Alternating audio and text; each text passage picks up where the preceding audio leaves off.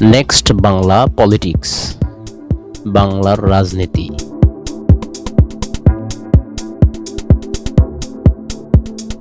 বিদায় বন্ধু শহীদ হাদি। আল্লাহর সকল সৃষ্টি নিশ্চয়ই তার কাছেই ফিরে যাবে। ইন্না লিল্লাহি ওয়া ইন্না ইলাইহি রাজিউন।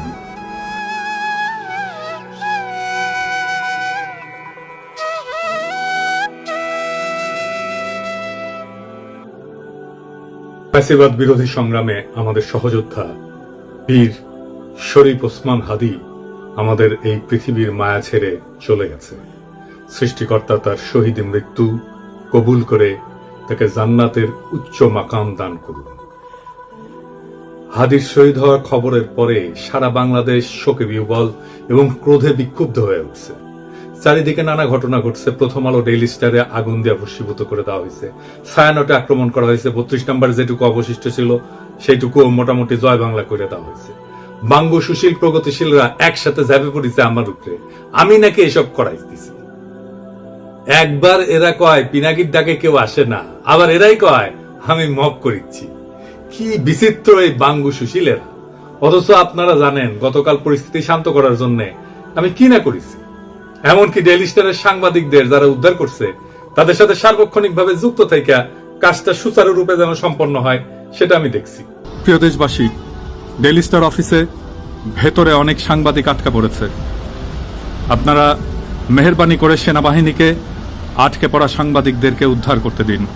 আপনাদের অনুরোধ করছি, মেহেরবানি করে দয়া করে আটকে পড়া সাংবাদিকদেরকে সেনাবাহিনীকে উদ্ধার করতে দিন। হাদির পবিত্র স্মৃতিকে কলঙ্কিত আমরা না করি। সবাইকে আমি শান্ত থাকার আহ্বান জানাচ্ছি। সেনাবাহিনীর যে দল এখানে তাদের উদ্ধার করতে গেছিল তারাই বার্তা পাঠায় জানাইছে তারা উদ্ধার করতে পারতেছে না, আমি যেন সাহায্য করি।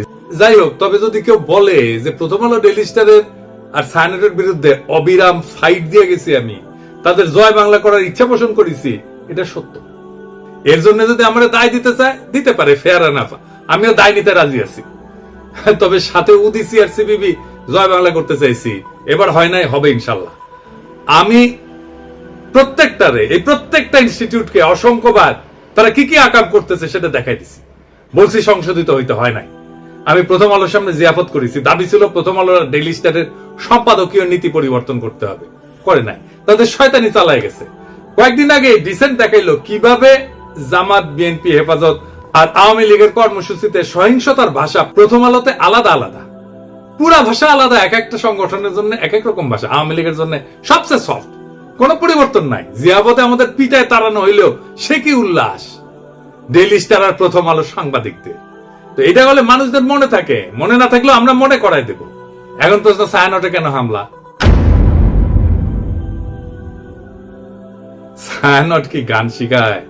না, গান না। তারাই বলে মুক্তিযুদ্ধের চেতনা বিনির্মাণ ছায়ানটের লক্ষ্য। এটা তো আওয়ামী বয়ান তৈরির সফট পাওয়ার। এটা তো জনগণ চিনে। হাসিনা পলায় গেছে, এরা তো আগের সেই কাজ করে যাচ্ছে। 2024-এ 5ই আগস্টের পর ফ্যাসিবাদের বিরুদ্ধে কোন কাজ করেছে এরা? করা লাগলো নি, করে নাই। 2025-এ পয়লা বৈশাখে তারা বলে বাঙালি জাগবেই, সবাই মিলে সুন্দর দিন কাটানোর সময় ফিরবেই, মানে এখন নাই, সার্থক হবেই মানুষ, দেশ, এই পৃথিবীকে ভালোবেসে চলবার মন্ত্র, মানে সময়টা চলে গেছে, আবার আপাসট করে ফিরে আসবে। এখন সবাই মিলে সুন্দর করে দিন কাটাইতেছি না, এই কান্নাকাটি ওদের থাকবে। এই গান তো করতে আসে নাই, রাজনীতি করতে আসছে। মাইক খাবে না? আমাদের হাদিও একটা কালচারাল ফ্রন্ট করেছিল, ইনকিলাব মঞ্চ, ওরা তো মাইরাই ফেললো আওয়ামী লীগের লোক। তার পাল্টা তো আপনাদের ভাঙচুর হইতেই পারে, মাইনা নেন। আওয়ামী লীগ তো এতদিন একটা ভাব নিছে কি, গিলে করা পাঞ্জাবি পরবে, একটা পাশে চটি ব্যাগ থাকবে, সিধি করে চুল আঁচড়াবে, হ্যাঁ, এরপরে একটু একটু রবীন্দ্রনাথ করবে, শান্তিনিকেতনী ভাষায় বলবে, অশুদ্ধ অশ্লীল একদমই বলা যাবে না। এই করে করে করে করে আসাদুজ্জামান নূর শুধু গণহত্যাই করবে না, তার গাড়ি বহরে যারা হামলা করছে তাদেরকে গুম করছে, খুন করছে। এই যে ছায়ানটি, এই যে উদিচি, এই পুরো গ্রুপটা, তাদের প্রোডাক্ট কারা? এই যে হুমায়ুন আহমেদের সাহেবের যে নাটক করতো আমির খসরু, কি জানি খসরু, ভুলে গেছি, স্বাধীন খসরু। ভাবেন 54 বছর বয়স এই স্টুপিডটার। মানে আওয়ামী লীগ যে কত বড় স্টুপিড হইতে পারে, ওদের সব গেছে।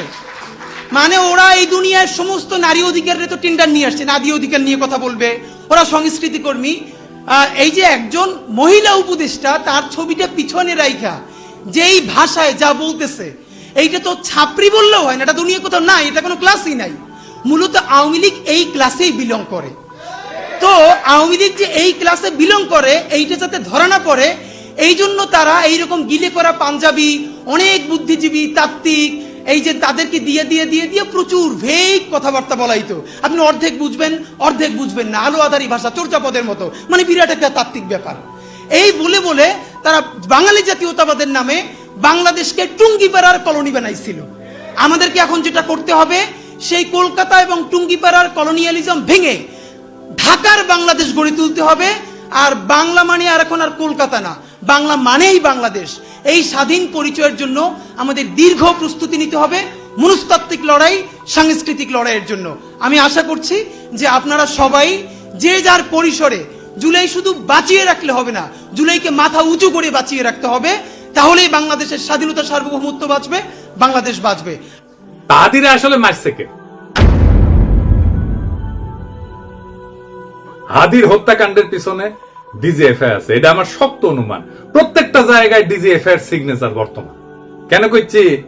কারণ ওয়াকারের পথ বালক আর ডিজিএফআই হাদির ঘটনা নিয়ে একদম প্রথম থেকে উদ্দেশ্যমূলকভাবে মিথ্যাচার করতেছে। কিভাবে? একদম দেখাই দিই চোখে আঙুল দিয়া। ঘটনা ঘটে শুক্রবার 12 ডিসেম্বর দুপুরের দিকে। ঘটনা ঘটার সাথে সাথে এই ওয়াকারের পথ বালক আসল অপরাধীকে আড়াল করার জন্য কইল কি ভারত থেকে এসে নাকি 80 জন শুটার বানোয়াট গল্প প্রচার করল। কিন্তু ডিসেন্টের অনুসন্ধানে আসল অপরাধী বের হয়ে আসলো, আদাবরের লীগের সন্ত্রাসী যে জেলে ছিল, তারা জামিন করাইছে বিএনপির নেতা। তারপরে কি হলো? ঘটনার ঠিক পরের দিন সে অপরাধীর অবস্থান সম্পর্কে ভুয়া ডাহা মিথ্যা তথ্য ছড়ায় যে অপরাধীরা 12 ডিসেম্বর শুক্রবার সন্ধ্যায় ভারতের গুয়াহাটি পৌঁছে গেছে। অথচ আবার সে নাকি এটা আবার হোয়াটসঅ্যাপ ইন্টারসেপ্ট করে পাইছে। চিন্তা করে। অথচ অপরাধ ঘটে দুপুরের দিকে ঢাকা থেকে রওনা দিয়ে সন্ধ্যায় আসামের গুয়াহাটি পৌঁছানো সড়ক পথে অসম্ভব একটা ঘটনা। এছাড়া ঘাতক ফয়সালের বাবা মা আদালতে তাদের স্বীকারোক্তিতে বলছে ঘাতক সেই শুক্রবার রাতে ঢাকার আগারগাঁওয়ে তার বোনের বাসায় ছিল। অর্থাৎ ঘাতকেরা যখন ঢাকায় তাদের বোনের বাসায়, সেই সময় ওয়াকারের পথ বালক গুজব রটাইতেছে যে তারা ভারতে চলে গেছে। চিন্তা করে, তাদের সন্ধান করে লাভ নাই। মানে বুঝিছেন? যুগান্তরে তার বাবা মা প্রকাশিত বক্তব্য অনুযায়ী সেই রাতে ঘাতকের বোনের বাসায় তারা দেখা করে ফয়সালের সাথে। সেখানে আসামি শুটার ফয়সাল তার অবস্থান নিরাপদ মনে না হয় আগারগাঁও থেকে মিরপুরে যায়। পরে শাহজাহানপুরে আসামি মোহাম্মদ হুমায়ুন কবিরের ভাতিজা আরিফের বাসায় যায়। শুটার ফয়সালের ব্যাগ নিয়ে তার বাবা হুমায়ুন কবির একটা সিএনজি ভাড়া করে দেয় এবং সঙ্গে কিছু টাকাও দেয়। পরবর্তীতে আসামিরা তার ছোট ছেলে হাসান মাহমুদ বাবলু ওরফে রাজের কেরানীগঞ্জের বাসায় আসে এবং তারা জুরাইন থেকে 2টা মোবাইল সিম কিনে ব্যবহার করে। বাবা আমার বক্তব্য যেটা পত্রিকায় প্রকাশ হয়েছে, আমি ব্যানে করছি না, সেটা অনুযায়ী ঘাতক যে এখন ভারতে আছে এমন কোন তথ্য নাই। ওয়াকারের পথ বালক প্রথম থেকে অপরাধীদের খোঁজাকে ভুল পথে নিয়ে যাওয়ার চেষ্টা করেছে না এবং নিরুৎসাহিত করেছে না যে চলেই গেছে, তো এখন আর খুঁজে লাভ কি? ওয়াকারের পথ বালক অপরাধীদের একটা ভুয়া সেলফি শেয়ার করে বলে গোয়েন্দারা নাকি তার ফোন ইন্টারসেপ্ট করে পাইছে। এইরকম আজগুবি দাবিকে কম্পিউটার ইঞ্জিনিয়ার হাস্যকর বলে ব্যাখ্যা করছে এবং কেন এটা মিথ্যা দাবি এবং অসম্ভব ঘটনা সেটাও ব্যাখ্যা করছে। তবে সফটওয়্যার ইঞ্জিনিয়ার তানভীর আহমেদ আরজেল সাইরের দাবি মিথ্যা উল্লেখ করে তাকে চ্যালেঞ্জ করেছেন। আইটি এক্সপার্ট তানভীর আহমেদ গণমাধ্যমকে জানান, একজন সফটওয়্যার ইঞ্জিনিয়ার হিসেবে বলছি, জুলকারনাইন সায়ের 100% ভুয়া তথ্য দিয়েছে। সে দাবি করছে অপরাধীরা অন্যের মোবাইলে সেলফি পাঠাইছে আর সেটা গোয়েন্দা সংস্থা ইন্টারসেপ্ট করে এই ছবি পাইছে। 2026-এ এসেও এই কথা বিশ্বাস করার মতো নয়। পথ বালককে বলছিল আইসে ডিবেট করতে, করে নাই। এই 3টা ঘটনা থেকে এটাই প্রমাণিত হয় যে ওয়াকারের পথ বালক আর ডিজিএফআই প্রথম থেকে হাদির ঘটনা নিয়ে আসল অপরাধীকে আড়াল এবং রক্ষা করার জন্য একের পর এক মিস ইনফরমেশন আর স্মোক স্ক্রিন ছড়ায় গেছে। এই ইন্ডিয়ার দালাল পথ বালক বাংলাদেশের জনগণের 1 নাম্বার শত্রু, বাংলাদেশের স্বাধীনতা সার্বভৌমত্বের শত্রু। তবে একটা কথা সবাইকে একটু বলি, একটু শোনেন। শহীদ ওসমান হাদির মরদেহ এখনো দেশে এসে পৌঁছায়নি। স্বাভাবিকভাবে আমাদের প্রত্যেকের হৃদয় ভারাক্রান্ত, আবেগে বিক্ষুব্ধ। এই মুহূর্তে আমাদের সবচেয়ে আগে যেটা দরকার তা হলো সর্বোচ্চ সংযম এবং দায়িত্বশীল আচরণ নিশ্চিত করা, যেন একজন জুলাই যোদ্ধার বিরচিত আত্মত্যাগের প্রতি যথাযথ সম্মান জানায় তার জানাজা এবং দাফন শান্তিপূর্ণ এবং মর্যাদার সাথে সম্পন্ন করা যায়। এমন সংবেদনশীল সময় পরিস্থিতিকে আরো নাজুক করে তুললে এটা হবে একেবারে বেপরোয়া এবং আত্মঘাতী, যার পরিণতি হবে গভীরভাবে ক্ষতিকর। এর তাৎক্ষণিক ফলাফল অনুমান করা কঠিন না, কিন্তু তা হবে ধ্বংসাত্মক। দীর্ঘদিনের ক্ষোভ থেকে ফ্যাসিস্ট বয়ান উৎপাদনকারী দেশের 2টা পত্রিকা জনতা হামলা ভাঙচুর অগ্নিসংযোগ হয়েছে এবং আগুনে কিন্তু একটা পত্রিকার সাংবাদিকদের জীবন বিপন্ন হয়ে উঠছিল।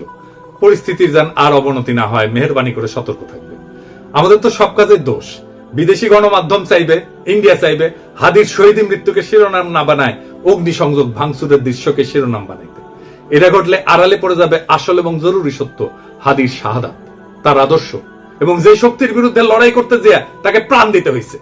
আরো দুঃখজনক হইল, গুলিবিদ্ধ হওয়ার পর সারা দেশে হাদিকে ঘিরে যে বিপুল ভালোবাসা, দীপ্ত আবেগ এবং নৈতিক সংহতির জোয়ার সৃষ্টি হয়েছে তা মারাত্মকভাবে ক্ষতিগ্রস্ত হবে। আমরা কোনোভাবেই হাদির আত্মত্যাগকে এইভাবে নষ্ট হতে দিতে পারি না। আমাদের শত্রুরা চায় বাংলাদেশের মানুষ যেন ঐক্যবদ্ধভাবে আধিপত্য এবং দমন নীতির বিরুদ্ধে দাঁড়াইতে না পারে, ইনসাফের পক্ষে দাঁড়াইতে না পারে, স্বাধীন সার্বভৌম বাংলাদেশের পক্ষে দাঁড়াইতে না পারে। জুলাই যেন কলঙ্কিত হয়, মানুষ যেন ক্লান্ত এবং বিভ্রান্ত হয়ে আবার তাদেরকেই স্বাগত জানাইতে শুরু করে যারা পতিত শক্তির পুনর্বাসনে সহায়তা করবে এবং পুরনো মডেলের কবজায় দেশকে আটকায় রাখবে। এই সংকটময় মুহূর্তে আমাদের প্রয়োজন শৃঙ্খলা, ধৈর্য এবং রাজনৈতিক স্পষ্টতা। খুব সহজে উস্কানি দিয়া সংঘাত সৃষ্টি করা যায়। আফগান পাকিস্তান সীমান্তেই দেখেন না, অনেক ক্ষেত্রে না বুঝে তরুণরা সে আগুনে ঝাঁপায় পড়ে, প্রাণ ধারায়।